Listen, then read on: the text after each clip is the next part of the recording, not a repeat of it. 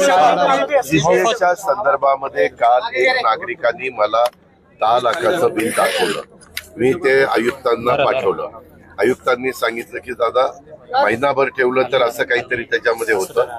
पण आता आम्ही असा निर्णय घेतलेला आहे की पिंपरी चिंचवडच्या परिसरामध्ये जे या आजारांनी पेशंट लोक असतील तर त्यांना YCM ला मोफत उपचार त्या ठिकाणी द्यायचे आणि आपल्या पुणे महानगरपालिकेच्या हद्दीत असतील तर त्यांना आपण कमला नेहरू हॉस्पिटल जे आहे आपलं तिथं त्या ठिकाणी उपचार द्यायचे.